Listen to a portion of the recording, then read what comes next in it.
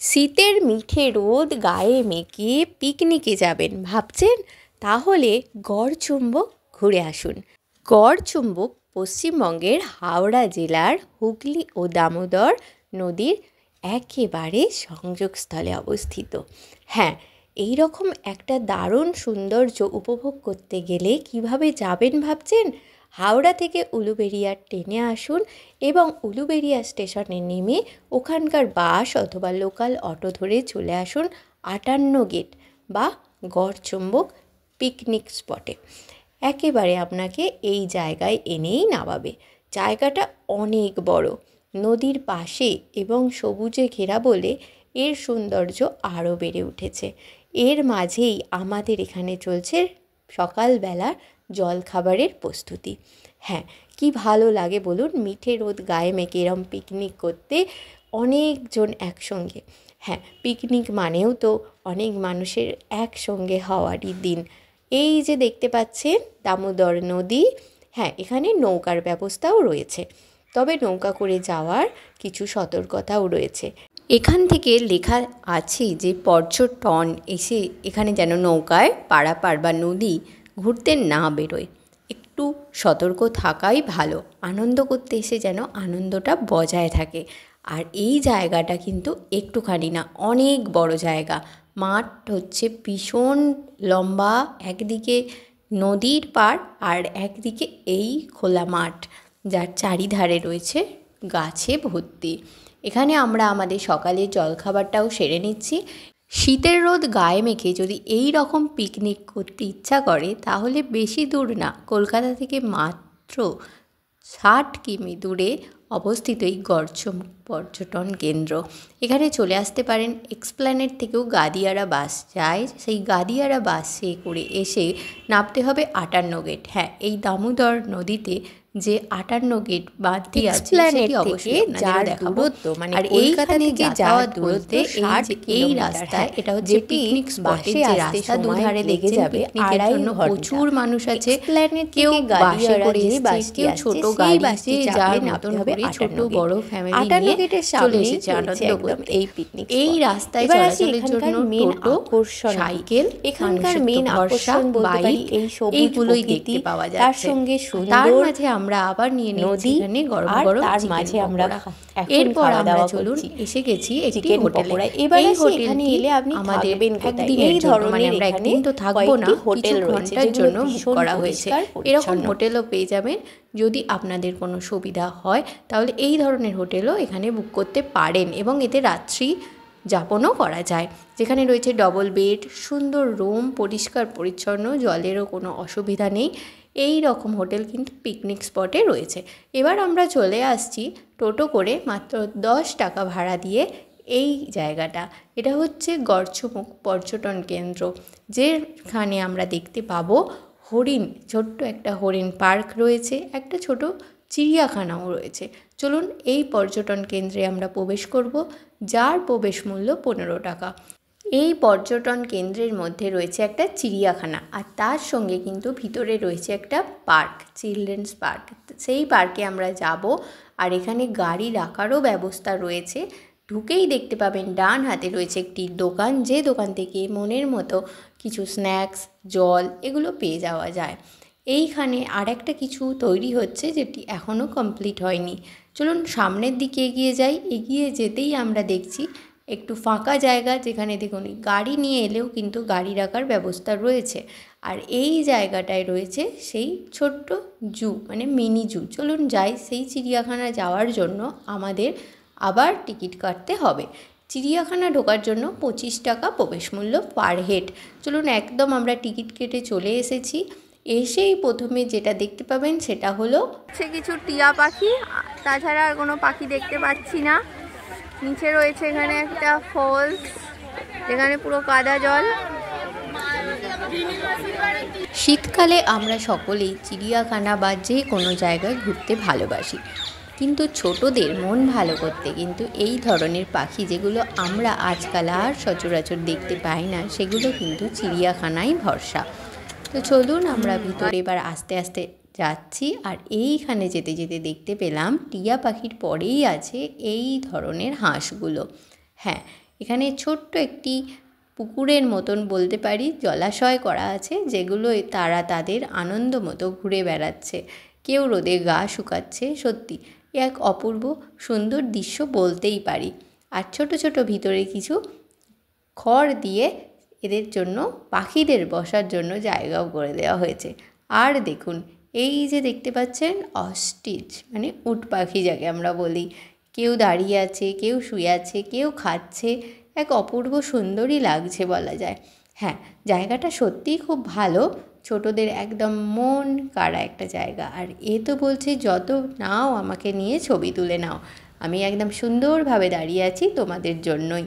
এটা বড্ড ভালো লাগছিল। তারপর এই দিকে চলে এসেছি, এখানে রয়েছে পাখি, বিভিন্ন ধরনের পাখি, কোথাও লাভ বার্ডস, কোথাও বদ্যি পাখি, কোথাও চড়াই, একটু বড় সাইজের চড়াই, যেগুলো আমরা আমাদের বাড়ির সামনে দেখি সেগুলো না। এখানে রয়েছে কাকাতুয়া আমরা যাকে বলি।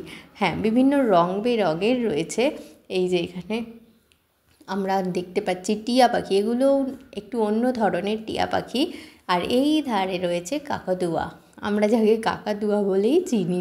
একটু ভিতর দিকে এলে কিন্তু বেশ অনেক ধরনের পাখি রয়েছে। চলুন এবার, এই যে দেখছেন কি কালারফুল লাগছে প্রত্যেকটা পাখি, এখানে ভীষণ সুন্দর, খাঁচা ভর্তি করে রয়েছে কিন্তু পাখি কিন্তু এখানে একেবারেই পরিমাণে কম নেই। এবার চলুন এগিয়ে যাই, সামনে আর কি আছে দেখি। এইখানের আরও পাখি শেষ হচ্ছে না।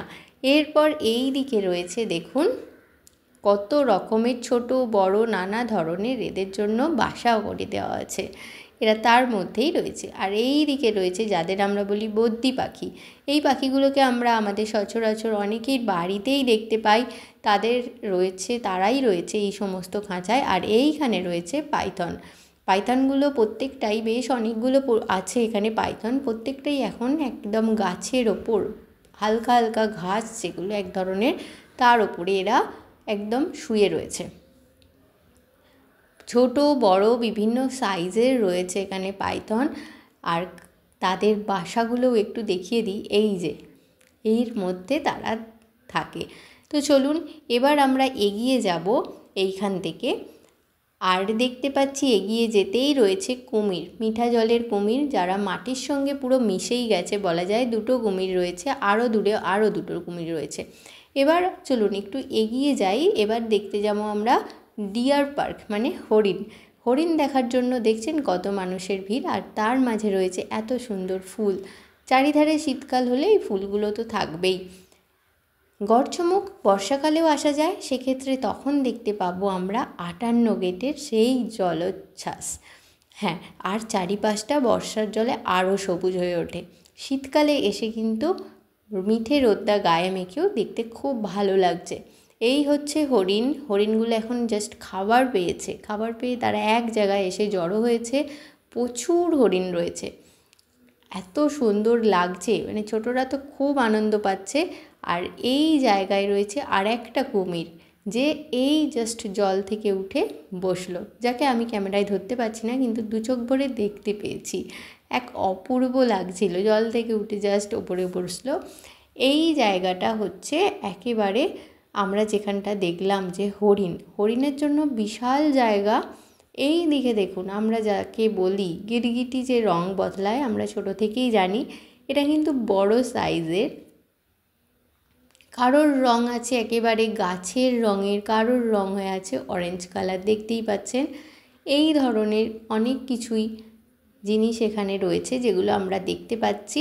আর এবার এখান থেকে এগিয়ে গিয়ে এই জায়গাটা দূরে রয়েছে একদম শিকারি বিড়াল, মানে যাকে আমরা বলি ফিশিং ক্যাট, সেটা রয়েছে। আর এর পরেই রয়েছে এই জায়গাটা, এখনও কিছু কাজে আসেনি, ডান দিকটা, এটা পুরো বাঘ লেখাই আছে, বাঘের জন্য এই জায়গাটা রাখা আছে।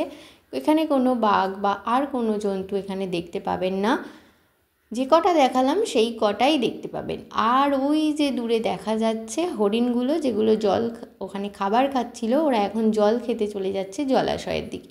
হরিণের থাকার জায়গাটা কিন্তু সুবিশাল, একটুখানি না, আপনি এক প্রান্ত থেকে আর এক প্রান্ত হেঁটে আপনাকে দেখতে হবে।